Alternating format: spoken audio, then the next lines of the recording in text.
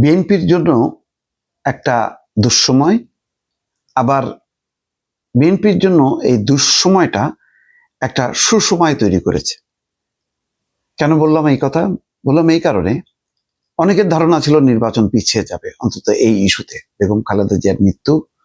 ফলে যেহেতু প্রধান দল বিএনপি এই প্রক্রিয়ার সাথে যুক্ত হয়েছে, 3 দিনের রাষ্ট্রীয় শোক, ফলে এই অবস্থার মধ্যে নির্বাচন সম্ভবত কিছুদিন হলো পিছালে সেটা রমজানের পরে, তার মানে 1 মাস 1.5 মাস পিছিয়ে যাবে।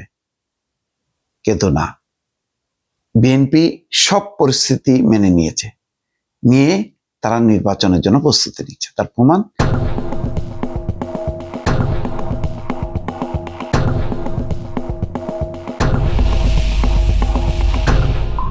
সালাউদ্দিন আহমেদ বলছেন, খালেদা জিয়ার মৃত্যুতে নির্বাচন স্থগিত বা পেছানোর কোনো সুযোগ নেই।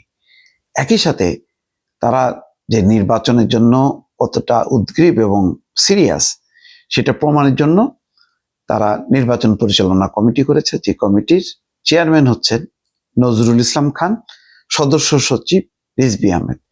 দুজনেই নির্বাচন করছেন না, তাদের সুবিধা হয়েছে। যারা নির্বাচন করছেন, আমি দেখলাম যে সেই নেতারা একত্রিত হয়ে তারা এই নির্বাচনটা পরিচালনা করবে। এটা সুন্দর কম্বিনেশন। তো এটা ভালো, যে কারণ নির্বাচনের এমন একটা অবস্থা, এই নির্বাচন নিয়ে নাটক তো কম হয়নি। এমনিতেই আমাদের জন্য খুবই এটা ব্যর্থতা যে একটা পট পরিবর্তনের পর আমরা দ্রুত গণতান্ত্রিক শাসন ব্যবস্থায় ফিরে গেলাম না, এবং ফিরে যাওয়ার ক্ষেত্রে অনেক রকম প্রতিবন্ধকতা। আন্দোলনের যারা এই আন্দোলনটা করলো তারাই বলতে থাকলো যে মানে সংস্কার ছাড়া গণতন্ত্রে ফেরা যাবে না, ফিরলে ওই আবার সেই স্বৈরতন্ত্র হবে, এরকম একটা ধোয়া তুলে। অথচ একটা দল, একটা গণতান্ত্রিক দল, সে ইচ্ছা করলে গণতন্ত্র প্রতিষ্ঠা করতে পারে, ইচ্ছা করে স্বৈরতন্ত্র প্রতিষ্ঠা করতে পারে। আপনি যত আইন কানুন যাই দেন না কেন, আমাদের তো সুষ্ঠু নির্বাচনের জন্য তো সংবিধানে অন্তর্ভুক্ত ছিল তত্ত্বাবধায়ক সরকার ব্যবস্থা, কিন্তু আমরা কি পারলাম? আমরা তো পারি নাই।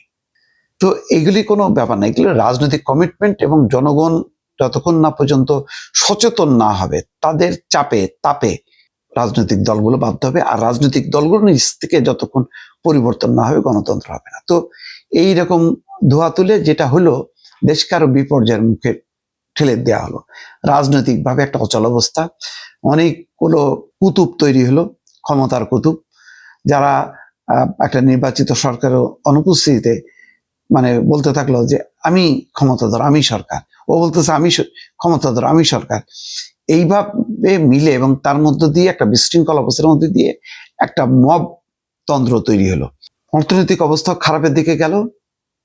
ডক্টর মোহাম্মদ ইউনূসের যে ভাবমূর্তিটা যেটা ছিল, সেটাও আস্তে আস্তে ম্লান হতে থাকলো।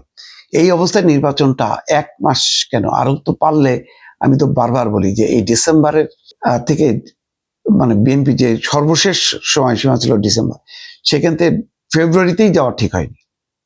তো এখন বেগম খালেদা জিয়ার মৃত্যু শোক, এটা সত্য, মানে একেবারে বিপর্যস্ত অবস্থা। কিন্তু দেখলাম যে বিএনপি সামগ্রিকভাবে এটাকে যেভাবে তারা হ্যান্ডেল করছে, শক্তি দিয়ে, মনে হচ্ছে যেন বিএনপির সমস্ত শক্তি একত্রিত হয়ে তারা এটা শোকের পুরো বিষয়টা রাষ্ট্রের সহযোগিতায় সম্বোধন করেছেন।